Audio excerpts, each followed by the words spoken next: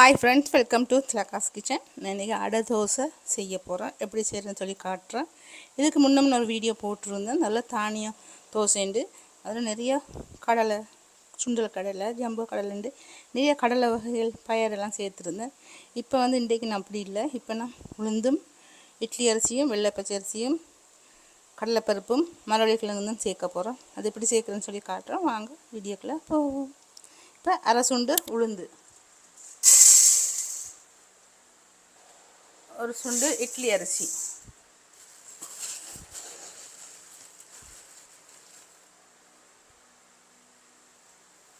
ஒரு சுண்டு வெள்ளை பச்சை அரிசி, கடலைப்பருப்பு அரை சுண்டு. மரவள்ளி கிழங்கு அரைக்கும் போது தான் நான் சேர்ப்பேன், இப்போ சேர்க்க மாட்டேன். இது எல்லாம் ஒரு 3 மணி நேரம் ஊறட்டும். இது 3 மணி நேரம் ஊறின பிறகு இது உடனே அரைச்சி உடனே சாப்பிட்றது. 3 மணி நேரத்துக்கு பிறகு நான் அரைச்சி சுட்டு காட்டுறேன். அடுத்த வீடியோவுக்கு போவோம். இப்போ 3 மணி நேரம் ஊறிட்டுது. இந்த கடலைப்பருப்பு, உளுந்து, வெள்ளை பச்சை அரிசி, இட்லி அரிசி எல்லாம் நல்லா ஊறிட்டுது.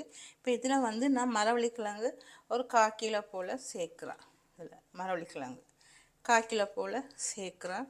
சேர்த்து இதுக்கு ஒரு அரை தேக்கரண்டி அளவு சின்ன சீரகம் அதையும் சேர்க்குறேன்.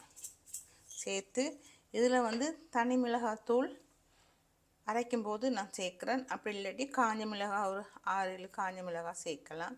நான் இது அரைக்கும்போது தனி மிளகாத்தூள் சேர்த்து அரைக்க போகிறேன்.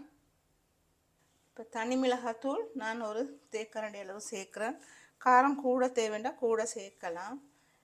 இது சாம்பார் சட்னி ஒன்றுமே தேவையில்லை. இது சாப்பிடும்போது இது நான் மிக்ஸி ஜாரில் நல்லா அரைச்சி எடுத்துகிட்டு சுடும்போது தேங்காய் பூ கொஞ்சம் திருவி போட்டு தாளித்து ஊற்றிட்டு தான் நான் இதை தோசை சுடுற மாதிரி சுடுவேன். இப்போ இதில் தண்ணி கொஞ்சம் சேர்க்குறேன் அரைக்கிறதுக்கு. இப்போ நான் இது மிக்ஸி ஜாரில் அரைக்க போகிறேன். இப்போ நான் இதை மிக்ஸி ஜாரில் அரைச்சி எடுக்க போகிறேன்.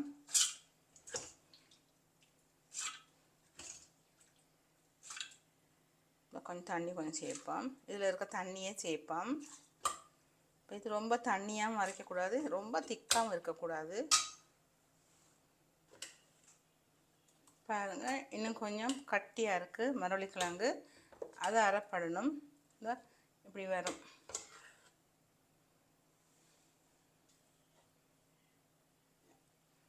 இப்போ இது அரைப்பட்டுட்டு இந்த கொஞ்சம் மரவள்ளி கிழங்கு கட்டி கட்டியாக இருக்கும். நான் அதை திரும்ப மற்ற பகுதி அரைக்கும்போது இதெல்லாம் தூக்கி அதுக்குள்ளே சேர்த்து விடுவேன்.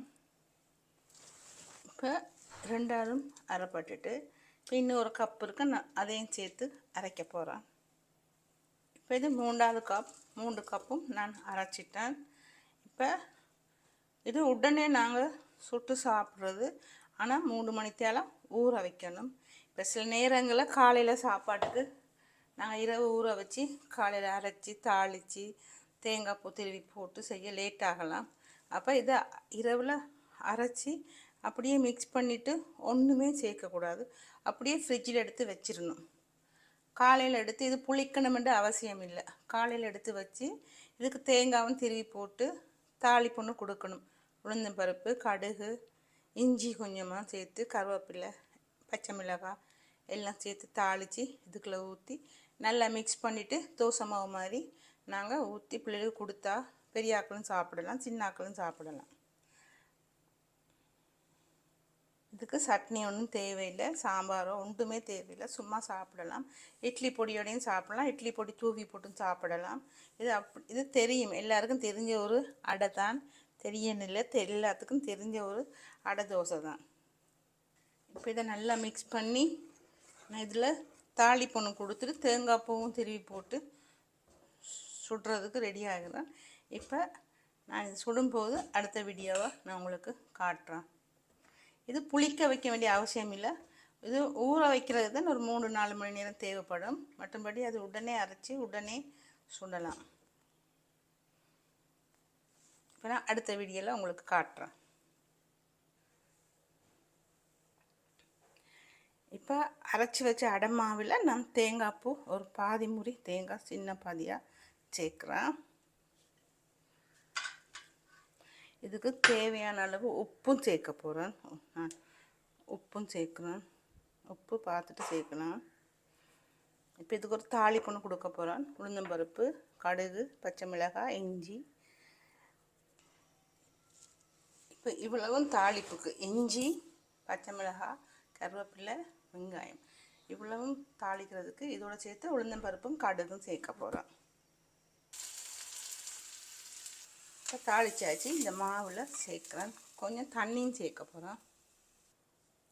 தண்ணி சேர்க்குறேன். இப்போ நல்லா மிக்ஸ் பண்ணுவோம். இன்னும் கொஞ்சம் திக்காக இருந்தால் இன்னும் கொஞ்சம் தண்ணி சேர்க்கலாம். மாவு கொஞ்சம் திக்காக தான் இருக்குது. இன்னும் கொஞ்சம் தண்ணி சேர்க்கணும். உப்பையும் பார்ப்போம் எப்படி இருக்குண்டு. உப்பு காணாது.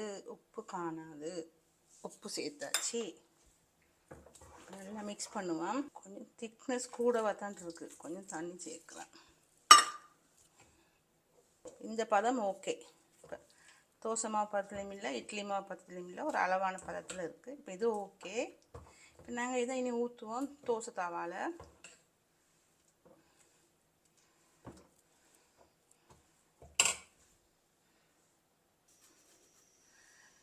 இப்போ தோசை தவாவை அடுப்பில் வச்சுட்டேன். கல் காயட்டும். இதுக்கு நல்லெண்ணெய் சேர்த்து தான் நான் சுட போகிறேன். நெய்யும் சேர்க்கலாம். ஆனால் நல்லெண்ணெய் சேர்க்குறது பெட்டர். நாங்கள் இதுக்கு முன்னே ஒரு வீடியோ நான் போட்டிருக்கிறோம். இந்த பழைய வீடியோவில் அடை தோசைன்னு நான் போட்டிருக்கிறோம். அதில் எல்லா தானியங்களும் சேர்த்துருக்குறேன் நான்.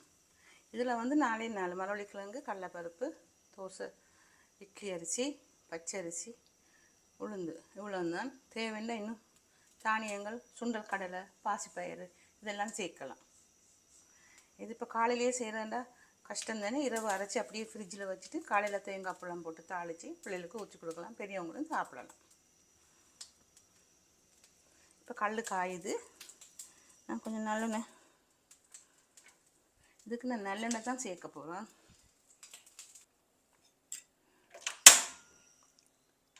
இப்போ நான் இதுக்கு நல்லெண்ணெய் சேர்க்குறேன்.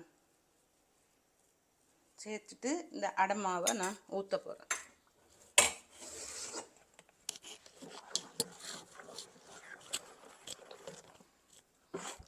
கல் ரொம்பவும் சூடாக இருக்கக்கூடாது. கொஞ்சம் அளவான சூட்டில் இருக்கணும்.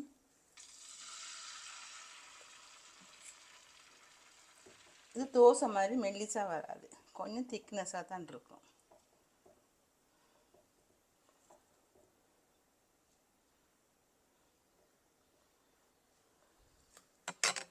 இப்போ இதில் நல்லெண்ணெய் கொஞ்சம் சேர்க்க போகிறேன்.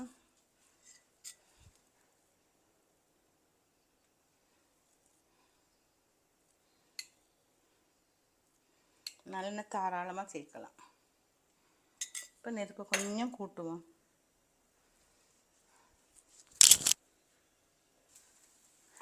இப்போ திருப்பி போடுவோம். திருப்பி போட்டாச்சு. இப்போ இதுக்கு மேலேயும் கொஞ்சம் நல்லெண்ணெய். இப்போ 2 பக்கமும் வெந்துட்டுது. இன்னும் கொஞ்சம் திருப்பி போடுவோம்.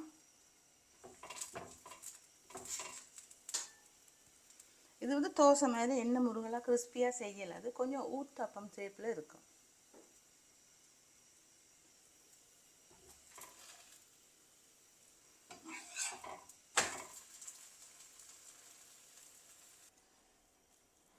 இப்போ 2வது அடை தோசையாக ஊற்ற போகிறேன்.